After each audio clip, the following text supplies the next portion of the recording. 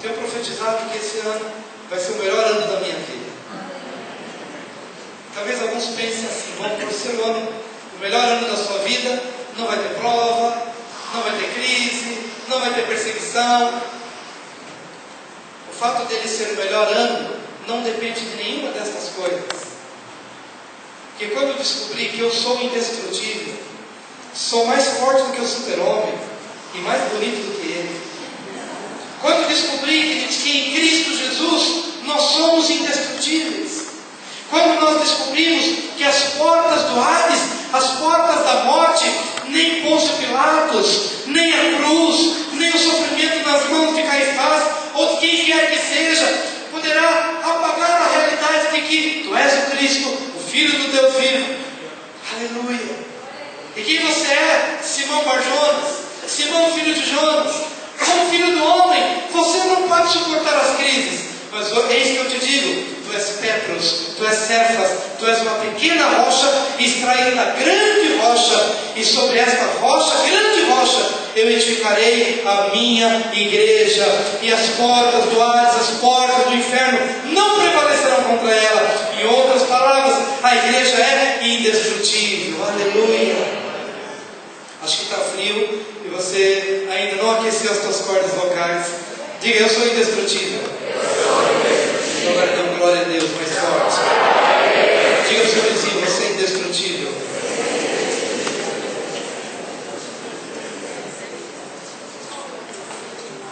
Aleluia. Respondeu-lhe Jesus: podem porventura jejuar os convidados para o casamento, enquanto o noivo está com eles? Durante o tempo em que estiver presente o noivo, não podem jejuar. Dias virão, contudo, em que lhes será tirado o noivo, e nesse tempo jejuarão. Jesus, a partir do versículo 20, vai falar de um outro extremo, vai falar de um outro lado. Dias virão, contudo, em que lhes será tirado o noivo. Eu acredito que todos já entenderam que esse noivo é Jesus. Mas a Bíblia diz que chegará o dia em que este noivo será tirado.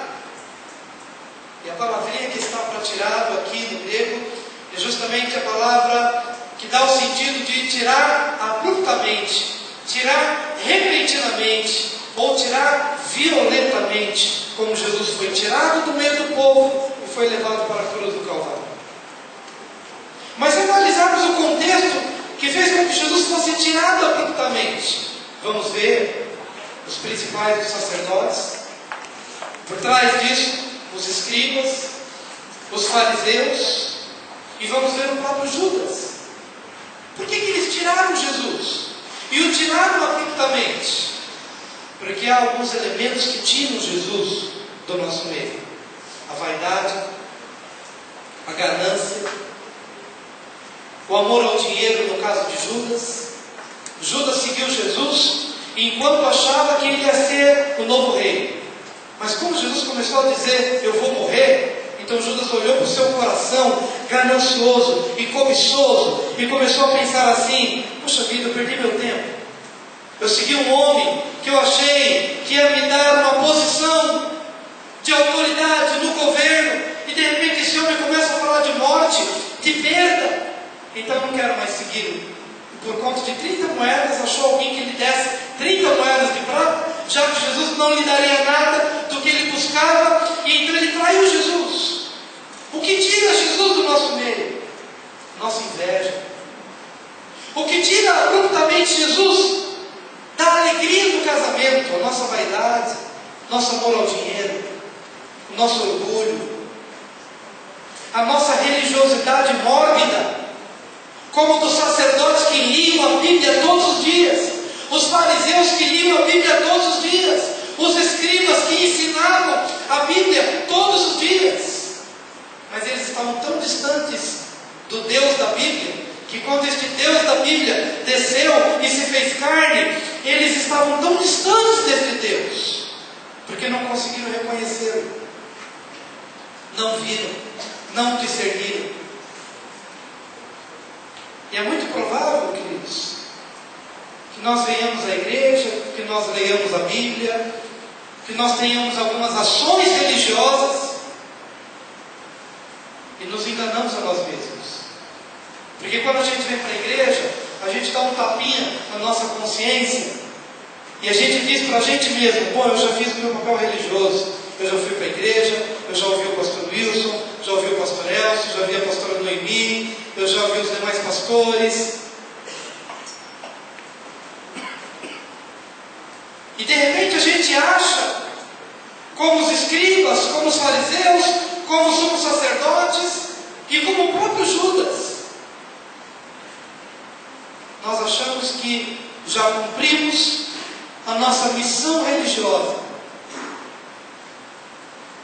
mas não conseguimos perceber que o mal maior ainda está instaurado dentro de nós. Nós continuamos a ter brigas infernais dentro de casa e não conseguimos perceber que essas coisas arrancam Jesus, tiram Jesus e tiram Jesus abruptamente.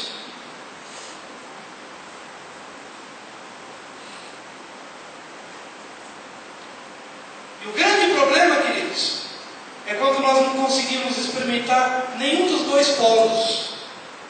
Nós não conseguimos experimentar a alegria da presença do noivo e também não conseguimos experimentar o choro pelo fato de ter percebido de que o noivo foi arrancado do meu coração. Porque a Bíblia diz que no dia em que esse noivo é arrancado, então jejuarão. Ele está querendo dizer que quando alguém percebe que o noivo foi arrancado, e foi arrancado pelo quê? Foi arrancado pela religiosidade fria, que não toca a Deus, que não fala com Deus, que não experimenta a transformação.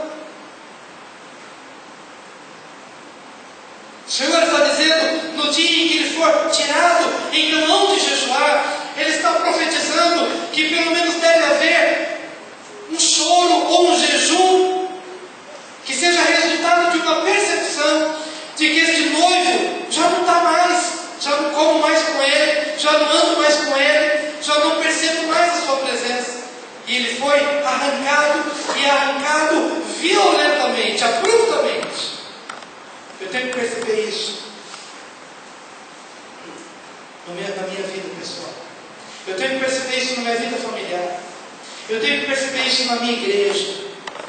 Eu tenho que perceber que quando eu ofendo alguém e eu abro uma ferida de rejeição na vida dessa pessoa sem nenhum motivo, eu estou arrancando Jesus abruptamente do nosso seio, da nossa convivência.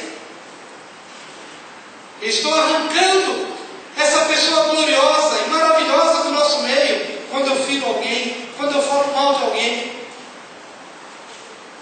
quando eu destruo alguém.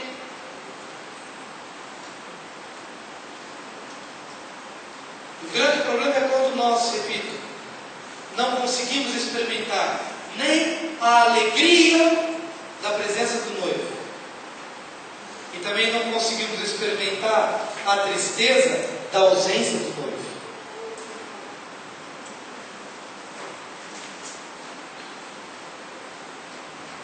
E esse meio termo é extremamente perigoso, porque numa das cartas em que Jesus escreve na igreja, as igrejas lá no livro de Apocalipse, a carta dirigida à igreja de Laodiceia, ele escreve para aquela igreja dizendo: olha, eu esperava que você fosse ou quente ou fria, melhor que fosse fria, mas esse meio termo, essa mornidão, faz com que o meu estômago embrulhe. Eu não consigo, é um alimento que eu não consigo digerir, não entra, não consigo ter comunhão, eu não consigo conviver.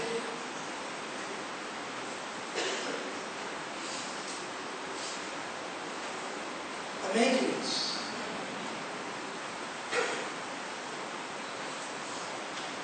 Esse noivo é tirado por vários motivos. E eu creio que quando a gente pensa nas pessoas, nas suas diversas etapas, em todas as etapas nós temos um momento de prova. Quando você é solteiro, você tem os seus momentos de prova. Mas quando você é casado, também você tem os seus momentos de prova. Nós sempre teremos alguma coisa que nos coloca à prova, para ver como está o nosso coração. Mas essa prova não é para Deus, porque Deus sabe o que está no teu coração. Essa prova é para que você mesmo saiba o que está no teu coração. Amém?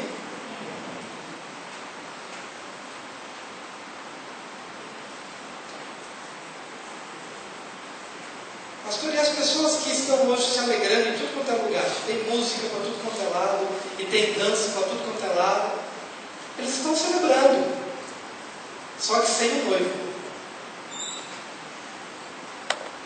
Eles estão celebrando, há muita festa em tudo quanto é lugar, é fogos, é rojões. Para onde você vai, você vê gente celebrando, muita alegria, muita festa. Mas é uma festa sem o noivo. É uma festa que não tem sentido. Jesus quer te introduzir numa festa que tenha sentido, que não depende daquilo que acontece ao teu redor, mas ela vai se instaurar no teu interior, no teu coração, e ela vai brotar mais e mais, e vai fazer com que você perceba que há uma paz que excede todo o entendimento, que guarda o teu coração e guarda a tua mente em Cristo Jesus. E quando essa paz é uma realidade, para onde você vai, você tem a autoridade de dizer: Shalom seja sobre esta casa, paz seja sobre esta casa, porque Jesus disse que essa paz é a paz que você tem, é a paz que você experimentou, que é uma realidade na tua vida. Ninguém dá o que não tem, mas quem tem essa paz, quem tem este shalom que envolve todas as áreas da vida, tem a autoridade de pisar num determinado lugar e dizer: Shalom seja sobre esta casa, paz seja sobre esta casa, porque é algo que vai brotar de dentro de você, porque o Espírito Santo de Deus habita em você e vai fazer com que flua de você esta paz, esta cura e esse shalom.